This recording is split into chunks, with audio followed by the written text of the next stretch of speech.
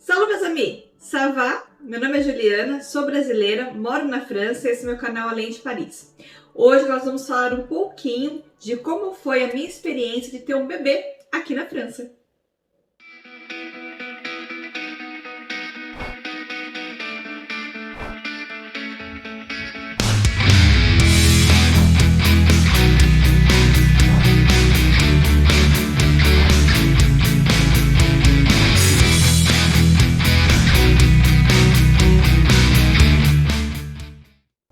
Então, pessoal, vamos lá, né? Vou relatar para vocês aí como foi meu parto, né? Foi um assunto muito pedido, muito comentado, para eu contar um pouquinho como que foi o parto e o pré, né? Como que foi, como se passou o período aí da gestação.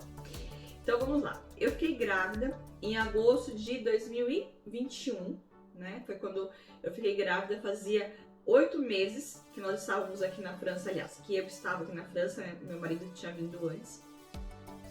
E foi assim uma bela de uma surpresa, né? Nós esperávamos que ia demorar um pouquinho mais, mas eu acabei engravidando muito rápido.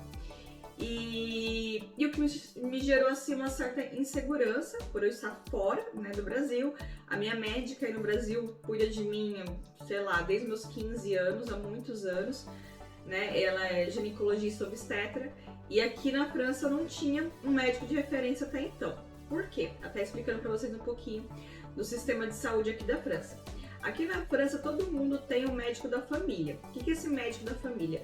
É um clínico geral. Ele vai te atender desde uma dor na unha, dor na unha não porque a unha não vai doer, mas uma dor no dedão, né, com a de mão encravada, até um problema cardíaco, tudo, tá? É esse médico que vai olhar. Obviamente, quando chegar lá, se ele entender que seu caso é um caso que precisa de um especialista, ele vai te encaminhar, tá? Mas todo mundo vai nesse médico da família que atende de tudo, né? Inclusive essa questão da gravidez. Então, em tese, era para eu ir nesse médico da família que nós temos aqui. Só que eu queria também já ir numa médica que eu tinha encontrado pelo Instagram, a doutora Simone, que é uma ginecologista brasileira, né? Ela atende em Paris. E eu me senti mais segura se eu fosse nela. Então, assim, por mais que você tenha esse médico da família, você não é obrigado a ir nele, né? Você pode... eu tô, sei lá, tô vendo que minha pressão tá alta, alguma coisa que pode ser problema de coração, você pode procurar diretamente um cardiologista, não tem problema. Mas comumente o pessoal vai nesse médico da família primeiro, para ele fazer nessa primeira avaliação e depois te direcionar, né? Ver que médico que você pode seguir. Então, eu procurei essa médica, a doutora Simone, ela me atendeu e eu comecei a fazer o acompanhamento com ela, né? Então, eu fui direto com essa ginecologista brasileira que atende em Paris. Eu vou deixar o Instagram dela aqui para quem tiver interesse, enfim, quiser procurá-la. E fiz esse acompanhamento com ela até o meu 5º, 6º mês. Também neste período, duas coisas importantes, tá? Neste período também eu procurei uma doula, né? Também vou deixar o Instagram dela aqui, a Josi, que foi uma fofa comigo. Me ajudou muito, tanto com questões burocráticas, questões de seguranças, medos e tudo que eu tinha. Foi tudo, assim, muito bem conduzido pela Josi, tá? Que ela é uma doula, ela é brasileira e mora aqui em Paris também, tá? Não em Paris, mas na região parisiense, tá? E ela atende online, tá? Então, para quem tiver regiões mais afastadas, assim, ela atende também online. E aí também, então, eu tava com esses dois acompanhamentos, né, em conjunto, a ginecologista e a Josi, a doula. Uma coisa que é importante que eu ia falar para quem está grávida aqui na França. Logo no começo da sua primeira consulta, tá? Você tem que pedir para o seu médico a declaração de gravidez, tá? Não esqueçam disso, porque eu já vi casos de mulheres que esqueceram, né, de pedir, ou o médico esqueceu também de fazer logo no começo. E para que você precisa dessa declaração? Você vai ter que mandar essa declaração no seu sistema de saúde, avisando da sua gravidez, e você também tem que mandar, né, na verdade não é que você tem, né, é importante você mandar na CAF. O que é a CAF? É um sistema do governo que oferece vários auxílios, sabe? Então, dependendo da sua renda, de quantas pessoas tem na família, enfim, e você tá grávida, você consegue alguns benefícios. Então, vai depender, lógico, da sua questão financeira e familiar.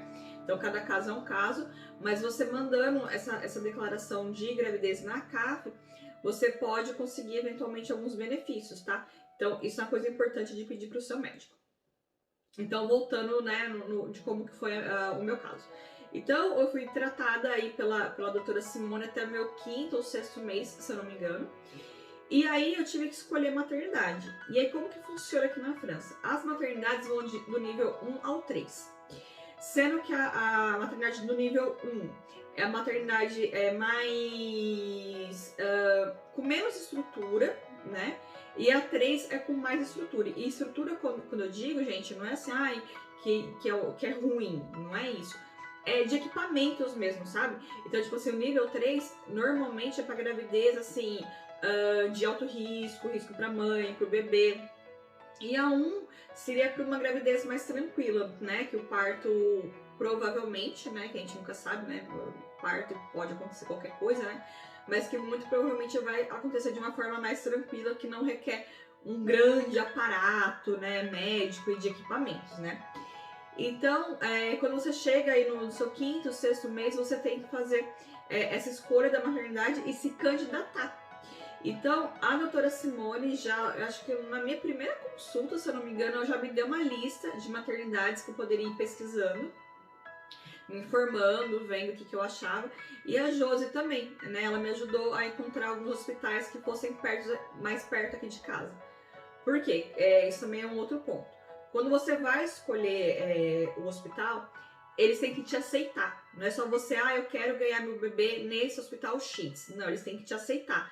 Então, eles vão ver, essa gravidez é de risco ou não é? Ela precisa ou não de um hospital mega equipado? Esse hospital é perto ou longe da casa dela? Por exemplo, a doutora Simone, ela atende no hospital em Paris. E eu não moro em Paris, eu moro para baixo de Paris, dá uns 40 minutos, quase 1 hora de Paris. Então, para eu ganhar um bebê lá, ficaria complicado, porque se acontecesse de uma emergência, alguma coisa, até eu chegar no hospital, isso assim, 50 minutos, 1 hora, assim, no comum, mas com o trânsito pode levar até mais tempo.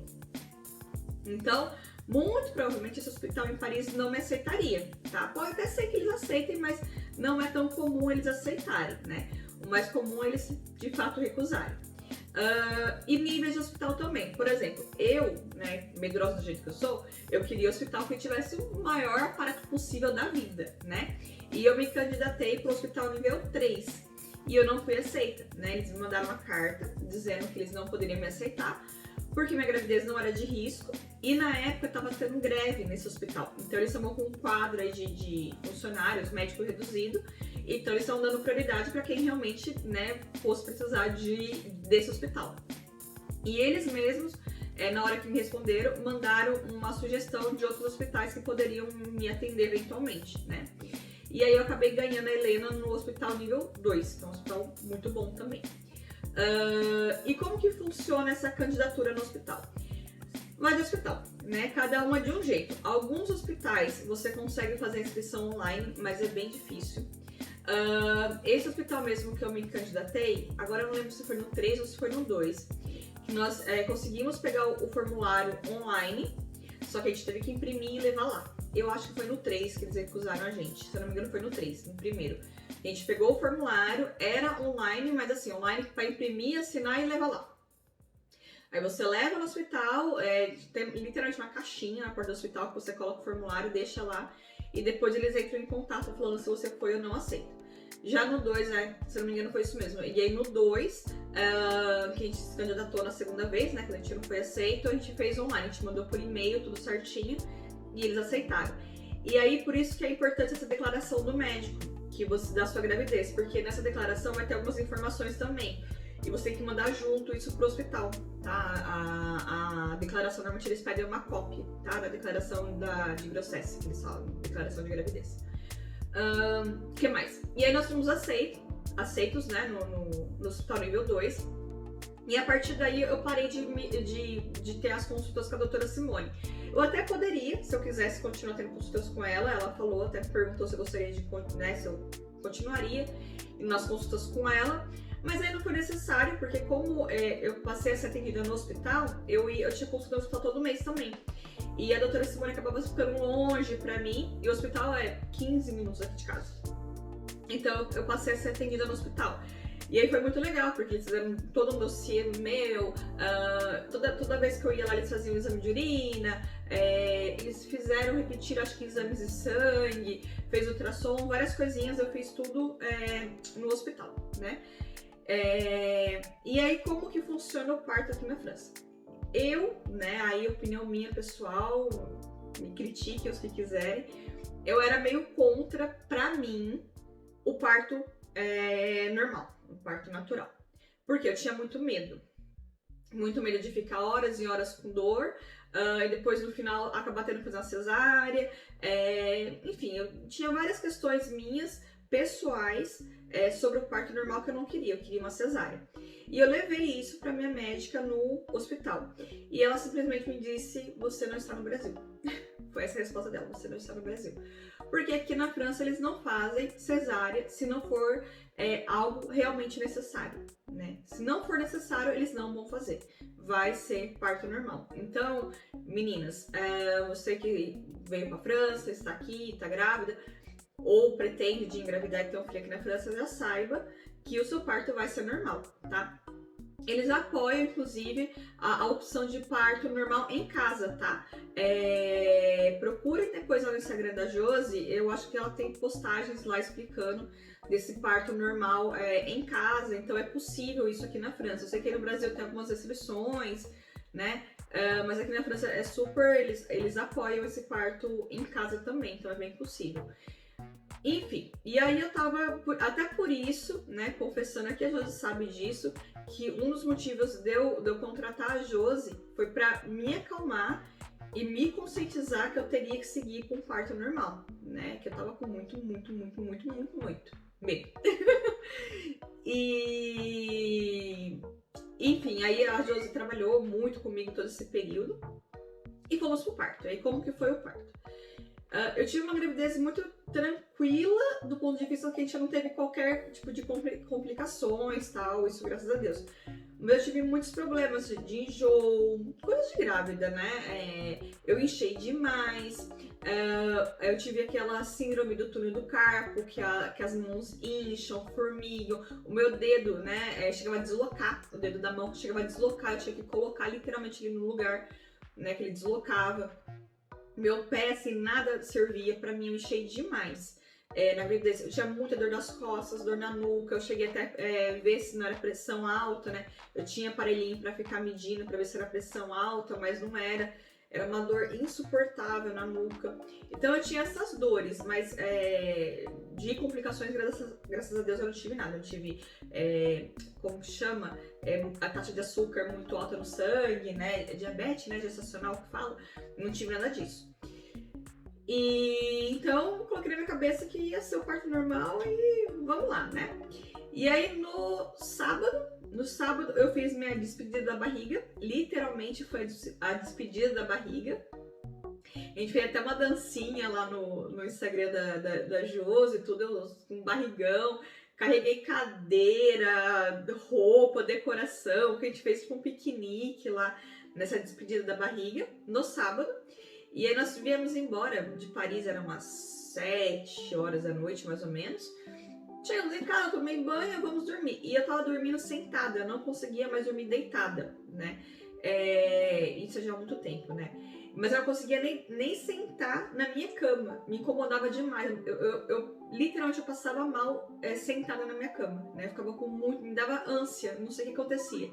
Então, no final da gravidez, eu comecei a dormir no sofá. Eu sentava no sofá e dormia.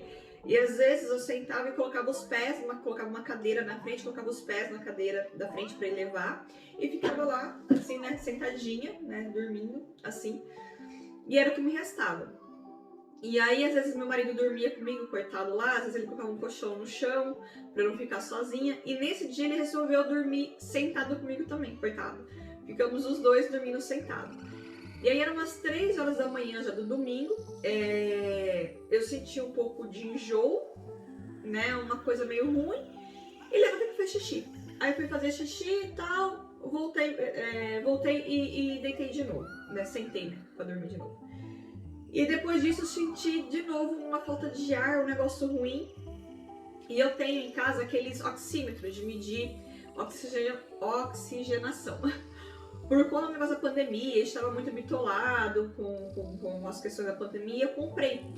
Então eu vi no meu quarto para poder medir, né, o meu oxigênio, que eu tava meio, eu falei, nossa, o que tá acontecendo que eu tô com falta de ar? Mas eu acho que era neném apertando também, né? E aí quando eu vim pro quarto, na hora que eu levantei do sofá, eu senti um crack. Senti e ouvi um crack, literalmente um crack.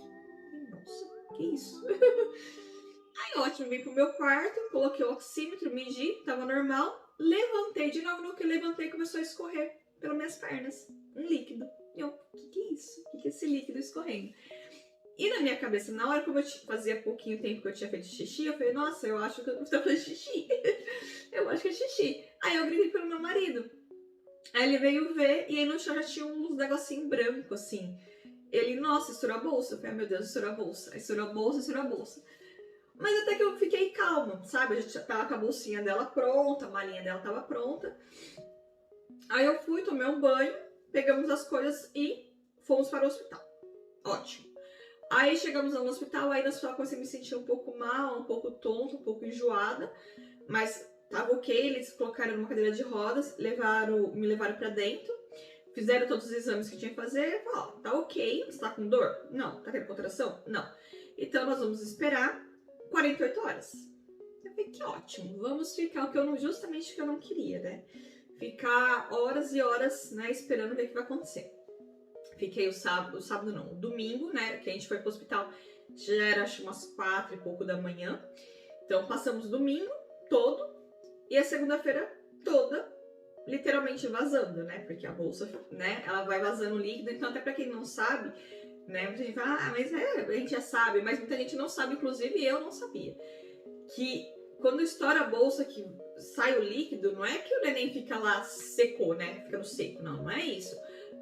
Você vai bebendo água e vai repondo esse líquido, a bolsa ela enche de novo, né, e vaza de novo, porque ela tá rompida. Então enche e vaza, enche e vaza, enche e vaza, e fica nesse ciclo. Então eu fiquei lá sábado, domingo o dia todo e segunda-feira o dia todo, literalmente vazando, né. E aí quando foi de segunda pra terça noite eu comecei a ter contração. Contrações horríveis, que dói muito. Não vou mentir, dói sim. É suportável? É. Você vai morrer? Não vai morrer, mas dói. Dói, dói, dói. E aí eu fiquei de segunda pra terça tendo contrações, né? E eles vinham, ficavam fazendo monitoramento. E aí, e isso é uma coisa que eu achei ruim do parto normal, tá?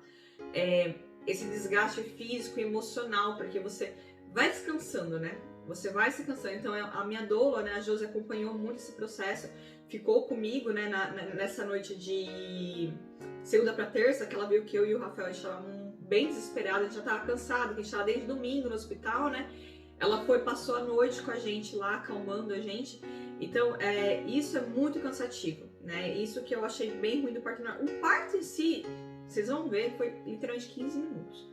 Mas essa espera é algo que desgasta. Então, que eu recomendo? E a hora que a Josi fala muito. Descanse, se alimente bem, se prepare física e emocionalmente, porque realmente é um desgaste. Esse período o parto não é o problema. Pelo menos pra mim, eu não achei um problema. Pra mim o problema foi esse sabe? Isso foi muito cansativo. E aí eu fiquei de segunda pra terça-feira tendo contração, a noite toda, só que minha contração tava assim. Vinha uma, aí depois de 5 minutos vinha outra, depois de 15 minutos vinha outra, depois de 2 minutos vinha outra, depois de 1 hora vinha outra, tudo bagunçado. Tudo, não tive contrações corretas, né, no tempo certo, e para ter uma dilatação correta. E aí passado isso, quando foi na terça-feira, por volta das 11 horas da manhã, eles vieram me buscar para me induzir ao parto, né? Eu tive que tomar medicamento, me induzir, tá? E aí, né, nessas consultas anteriormente, né, no hospital, eu fiz entrevista com a anestesista, ela perguntou se eu queria tomar anestesia, eu falei que sim, pelo amor de Deus, me dá embalde anestesia, pode me dar, problema zero com anestesia. Então eu tomei a RAC, né? RAC não é peridural, né? Que eles falam, né? Tomei. E aí tomei, zerou a dor, acabou e fui ser induzida. E aí começou essa indução por volta... Eu fui pra sala, né, umas 11 horas, deve ter começado umas 11h30, meio-dia, até umas 9 e pouco da noite, 9h30 da noite sendo induzida. Então, é isso que eu tô falando, esse cansado. Então, pensa, eu estava desde domingo, né, madrugada de domingo, isso já era terça-feira à noite, né? Então, esse o cansaço, né? Esse é o cansaço. E aí, era umas 9 e pouco, a enfermeira veio, isso também é importante. Quem vai fazer seu parto não é o seu médico, tá? Então, não é como no Brasil, eu tenho o meu médico que me acompanhou por todo o meu pré-natal, ele quer fazer meu parto, normalmente tem até que pagar um valorzinho lá, tal. Negativo, tá? Aqui na França, quem tiver lá, tá? Se você ter sorte, por exemplo, a doutora Simone, eu sei que ela atende num hospital em Paris. Então, pode ser que caso do dia que você for ter o bebê, ela esteja lá. Mas, de qualquer forma, ela só iria interferir se fosse uma cesárea, né? Porque quem faz o parto é uma mulher, uma sage-femme. Ela é uma parteira, uma espécie de uma parteira. Ela vai fazer o seu parto. Então, aí essa sage-femme veio e falou assim, olha, você tá com uns 10 centímetros, a gente vai começar seu parto em, sei lá, 10 minutos. E saiu, e foi embora. E me largou lá. E eu fiquei lá, esperando. E aí isso dá 10 horas da noite, dá 11 horas da noite, e essa mulher não aparece, não voltou. Aí eu comecei a ficar preocupada. O Rafael foi lá, né, fazer um pequeno barraco, e aí como é que é, né?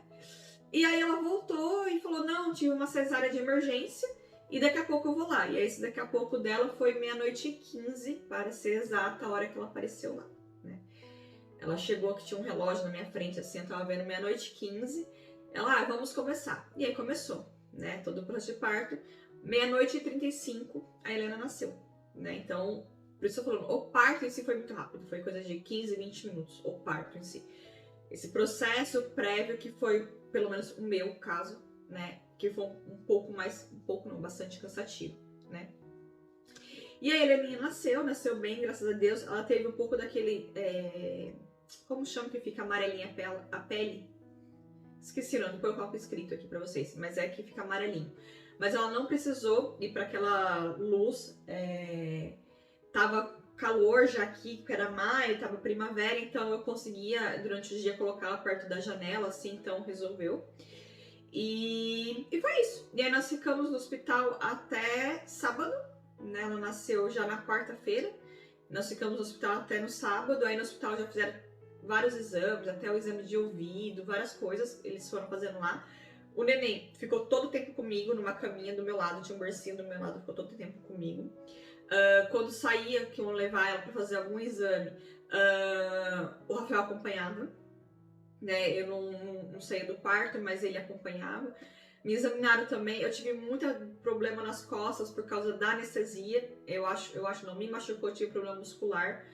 Então teve um dia que eu não conseguia respirar, não conseguia me mexer, que eu tive muita dor. E aí, cada amamentação, não podia me dar medicamento, aí eu ficava colocando bolsa d'água quente, mas resolveu. Que mais? Coisa importante que eu não falei também no começo. Quando você tiver de uns 7 meses, mais ou menos, procura pelo consulado brasileiro para fazer um documento que se chama Declaração de Costume. O que é isso? No Brasil, nossos nomes normalmente são enormes, né? Que nem o meu é Juliana Dantas Godinho dos Santos, né? O dos Santos entrou depois que eu casei. Então, Juliana Dantas Godinho dos Santos, 5 nomes. O Rafael Leme dos Santos, 3 nomes. Então, imagina a Helena quantos nomes ela ia ficar. Porque aqui na França eles colocam todos os nomes, né? Todos os nomes do bebê. Eles não têm costume de, eu vou pegar o meu, um seu, junta e vai. Não, eles colocam todos os nomes. Então, você tem que fazer uma declaração de costume. No consulado brasileiro, você faz online esse pedido. É bem facinho. Você entra no site do consulado, coloca lá declaração de costume, consulado francês, brasileiro em Paris, né? Coloca declaração de costume e vai ter lá todo o passo a passo certinho, como que você preenche, o que você tem que mandar, e eles mandam para você por correio esse documento. Então, deixa com você, porque depois que o bebê nascer, você tem uma quantidade de dias para fazer o registro dele aqui na França. Não sei se são 5 dias ou 15 dias, mas o hospital vai te informar certinho o prazo que você tem para registrar essa criança na prefeitura da cidade. E aí o que acontece? Se você for lá acessar esse documento, ele vai pegar... que nome você escolheu, no caso? Helena. Helena, e vai pegar todos os meus sobrenomes, todos os sobrenomes do Rafael, lógico, o do Santos, que é igual o meu e dele não, né? Mas a Helena ia ficar Helena Leme dos Santos Dantas Godin, provavelmente. Ou Helena Dantas Godin Leme dos Santos, sei lá, ela ia colocar todos os sobrenomes dela, né? E a gente não queria, que ia ficar um nome gigante. Então a gente falou, não, é o meu e o seu. E aí foi feito. Então, quando chegou na prefeitura, nós mostramos esse documento falando que não, lá no Brasil, o costume é que eu posso pegar um sobrenome de cada um, ou só de um, ou só de outro, que não tem problema, e eles aceitaram, tá? Então, faça isso. Outra coisa, se você não tiver com quem deixar seu bebê, quando você tiver também, logo no começo, viu? Eu diria lá pro quarto mês, ou até antes, vá na prefeitura da sua cidade e procure vaga por creche, tá? Por exemplo, na minha cidade, a creche da minha cidade tem apenas 30 vagas. Pasmem, tem 30 vagas. E tem uma lista de espera de 150 crianças. Eu deixei para fazer isso depois que a Helena nasceu e não consegui vaga, tá? Não consegui vaga. Então, veja isso com antecedência. Hoje a Helena tá numa assistente maternal. O que é isso? São mulheres que são fiscalizadas pela prefeitura, são inscritas na prefeitura, né? Tem todo um controle, não é assim, é a vizinha que vai cuidar. Não é isso, também nada contra, não quem quer deixar. Mas é um sistema mesmo do governo, tá? Fiscalizado pelo governo, de mulheres que cuidam de crianças. E aí eu consegui uma vaga para Helena. E também foi difícil, não foi fácil achar. A maioria mandava e-mail e falava, não tem vaga, não tem vaga. Eu vou deixar também aqui na descrição do site, do vídeo, o site de busca de Nunu, assistente maternal. Vou deixar tudo aqui na descrição do vídeo, para você que tá procurando ou queira procurar, é uma opção, tá? Quando não tiver vaga em creche. Mas se você quiser creche mesmo, procure com antecedência, tá? Já grávida, faça sua inscrição.